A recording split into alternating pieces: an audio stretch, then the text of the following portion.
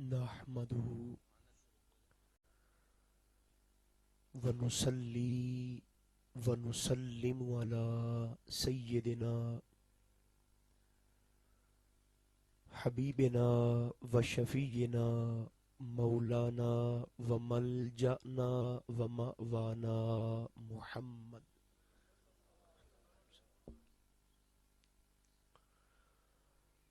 رسوله النبي الكريم الأمين المكين الحنين الرؤوف الرحيم وعلى آله الطيبين الطاهرين وعلى صحبه الكرام المتقين المنتجمين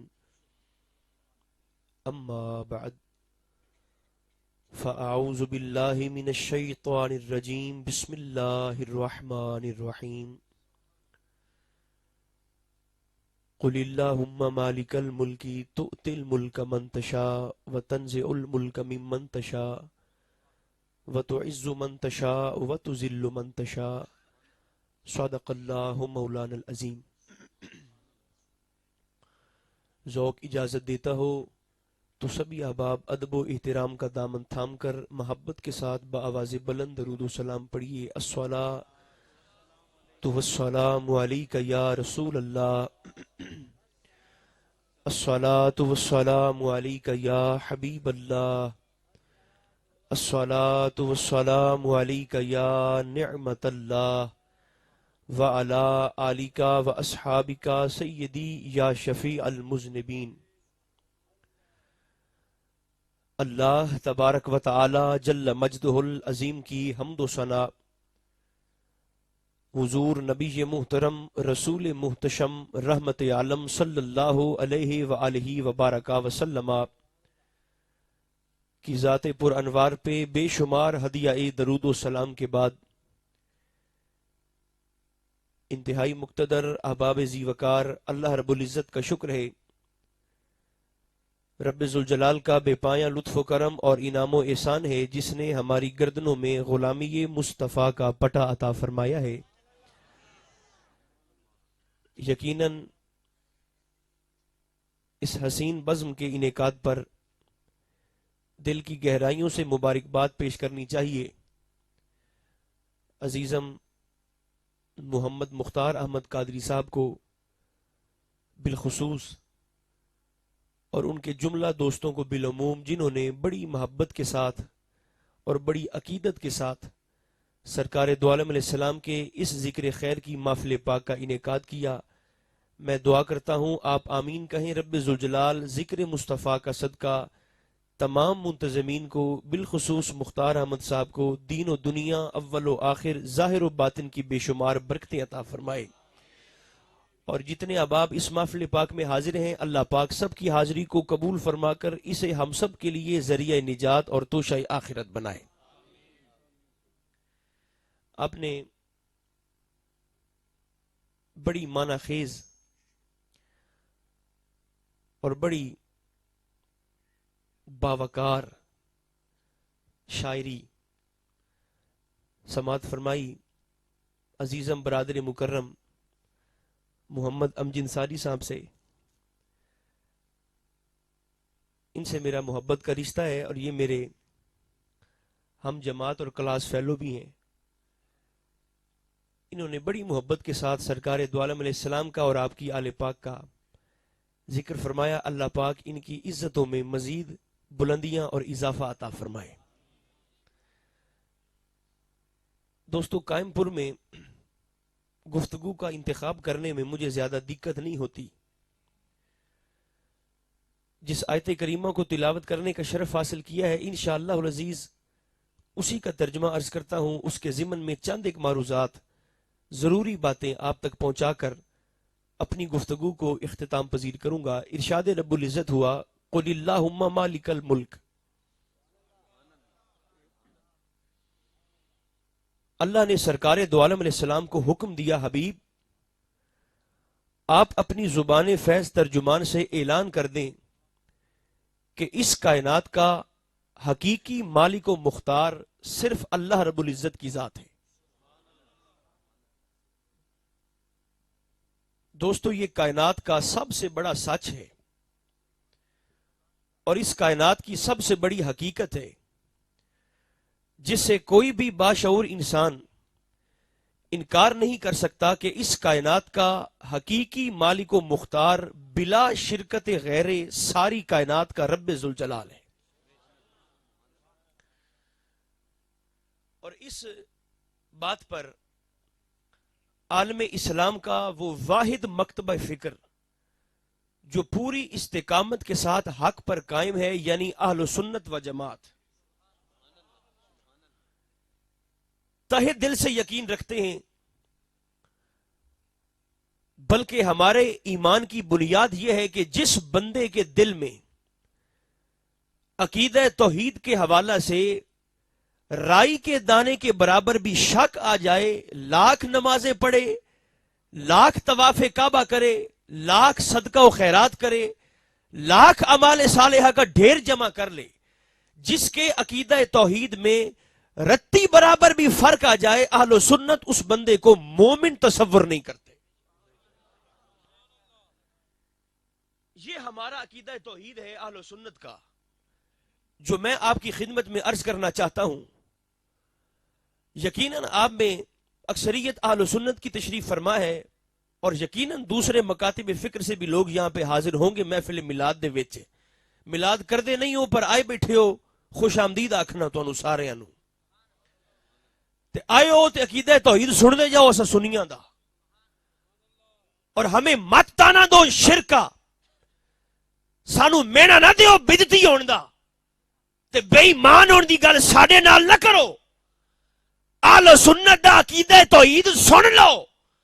ہمارا عقیدہ یہ ہے کہ اس کائنات کا بلا شرکت غیر، کسی کی شراکت داری کے بغیر حقیقی مالک بھی اللہ کی ذات ہے، حقیقی مختار بھی ساری کائنات کے رب ذوالجلال کی ذات. یہ ہمارا ایمان ہے، یہ ہمارا عقیدہ ہے. اور دوستو، آپ کے آسانی کے لیے یہ بات بھی عرض کرتا چلوں کہ ہم اللہ رب العزت کی ذات پر کیسا ایمان رکھتے ہیں. اس کائنات میں سوائے رب کی ذات کے ہم کسی کو بھی قدیم نہیں مانتے. قدیم کے لفظ کی شاید کسی کو سمجھ نہ آ رہی ہو. سادہ الفاظ میں قدیم کا معنی یہ بنتا ہے، قدیم انہوں آندے جڑا ہمیشہ تو ہوئے تے ہمیشہ تک روے.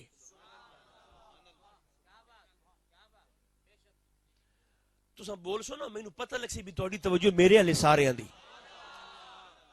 قدیم اسے کہتے ہیں جو ہمیشہ سے ہو اور ہمیشہ تک رہے، اور حادث اسے کہتے ہیں جو ہمیشہ سے نہ ہو اور ہمیشہ تک نہ رہے. اہل سنت کا عقیدہ توحید سماعت فرما لیں، اس کائنات میں سوائے اللہ کی ذات کے ہم کسی کو قدیم نہیں مانتے. اہل سنت کے نزدیک ہر ولی حادث، ہر نبی حادث، ہر پیغمبر حادث، ہر رسول حادث، حتیٰ کہ جس محمد کا ہم نے کلمہ پڑھا ہے سنی محمد کو بھی حادث تسلیم کرتے ہیں. ماشاءاللہ، ہاتھ اٹھا کے بلند آواز سے بولو نعرہ تکبیر، نعرہ رسالت، نعرہ حیدری. ہم حضور کو بھی قدیم نہیں مانتے، واجب الموجود نہیں مانتے، ہم سرکار کو بھی حادث مانتے. بیلیو جس ویلے اسا سرکار نو حادث مان لیا تو پھر شرک کتھے ہو گیا؟ جب ہم نے قدیم صرف اللہ کو مانا اور رب کی سوا باقی سب کو حادث مانا، تو پھر آپ خود فیصلہ فرمائیں کہ یہ عقیدہ عین توحید ہے یا یہ عقیدہ مبنی بر شرک ہے.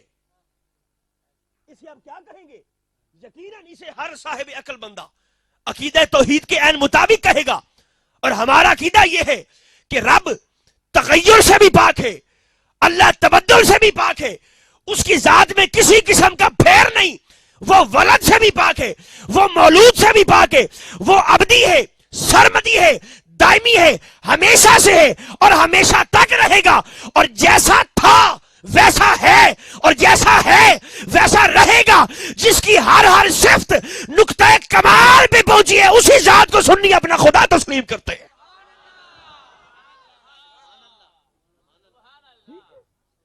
میں نہ انسانوں نہ دیو کہ سنیوں کے سٹیج سے توحید بیان نہیں کی جاتی.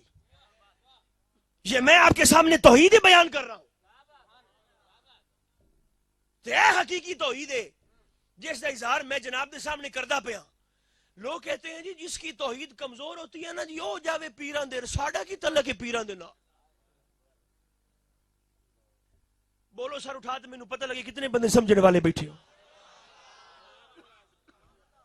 لوگ کہتے ہیں جس کی توحید کمزور ہو نا ثانی صاحب، جس کی توحید کمزور ہو او جاوے پیران دے کول. ساڑا تا آپ رابطہ ہے رب دے نال.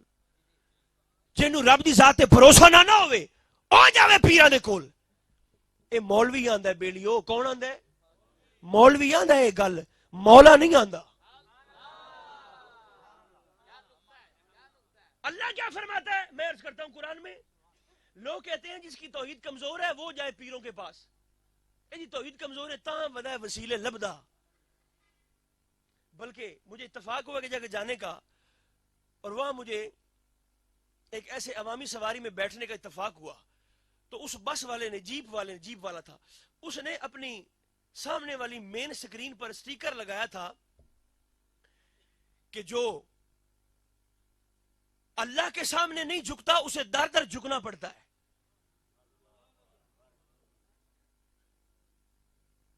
اے او آندے اسا نہیں آندے. جس کی توحید کمزور ہے نا جی وہ جائے پیروں کے پاس. یہ ملا کہتا ہے. مولا کیا فرماتا ہے؟ اللہ فرماتا ہے. آیت میں پڑھتا ہوں، الفاظ پہ بھی غور کرنا ہے، ترجمے میں بھی غور کرنا ہے. اللہ فرماتا ہے وَمَن يُضْلِلِ اللَّهُ فَلَن تَجِدَ لَهُ وَلِيًّا مُرْشِدًا. واہ سبحان اللہ. بندے آندن کی جس کی توحید کمزور ہے وہ جائے پیروں کے پاس.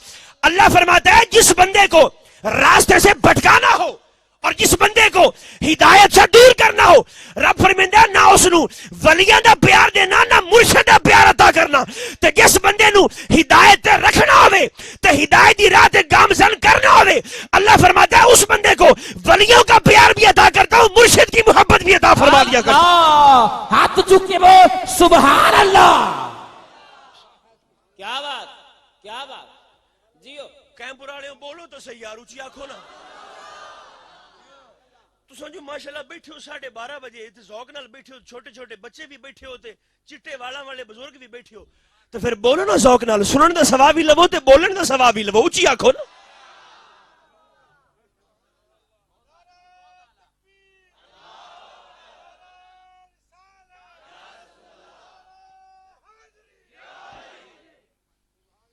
دیکھو اب فیصلہ آپ خود فرما دیں کہ اب ہم مولوی کی مانے یا مولا کی مانے؟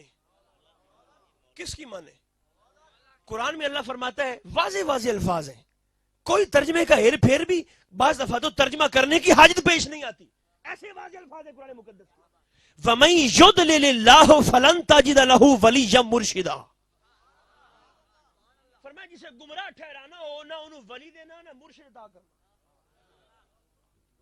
لہذا اب یہ عقیدہ ہر قائم پور کا سننے والا اور دور و نزدیک سے آنے والا اپنے ذہن میں بٹھا کے جائے. تو میں آخنا چاہنا جڑے سنی بیٹھے ہو تساں تو ماشاءاللہ پہلے مندے ہو، تو جڑے احباب کو دوسرے آئے بیٹھے ہو تساں جڑے حنفی ہو. حنفی کون ہو؟ حنفی. کم از کم تمہیں تو شرم کرنی چاہیے. حنفیوں کو تو حیا کرنا چاہیے. اپنے آپ کو حنفی بھی کہتے ہو اور امام اعظم کی تعلیمات کا انکار بھی کرتے ہو. جنہاں دے اگے پیچھے کوئی نہیں، چلو ہوتا کرن نہ جو کرن مردے لائے. لیکن جو حنفی ہو تم تو عقل کر جاؤ. قل حبیب آپ اعلان کریں اللہم مالک الملک، اس کائنات کا حقیقی مالک ساری کائنات کا رب ہے. بولتے گواہی دیو، اونچی بولو گواہی دیو ذرا سارے احباب. دیکھو اللہ مالک الملک ہے، اس میں تو کسی بندے کو رتی برابر بھی اختلاف نہیں کہ اللہ ہی مالک الملک ہے، حقیقی مالک اللہ ہے. اختلاف کسی نو نہیں. آگے اللہ فرماتا ہے کہ بے شک حقیقی مالک میں ہاں. ایتھے بول سی صرف وہ بندہ جن دی نسبت کامل ہو سی. ترجمہ پہلے سنے قرآن مقدس کا. اللہ مالک الملک ہے، کسی کو شک نہیں، اختلاف نہیں، تردد نہیں ماننے میں. لیکن آگے اسی آیت کے اگلے الفاظ ہیں اللہ فرماتا ہے بے شک میں مالک الملک ہاں پر تؤتی الملک من تشاء، حقیقی مالک بے شک میں ہوں لیکن تؤتی الملک من تشاء، حبیب جسے چاہتا ہوں مالک و مختار کائنات کا بنا بھی دیا کرتا ہوں۔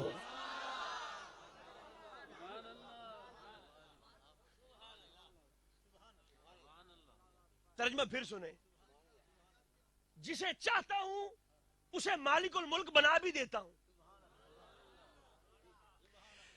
مالک الملک تے تاں اختلاف کسے نو کوئی نہیں، لوگاں نو تکلیف ہو جاندی ہے تو تل ملک آتے آتے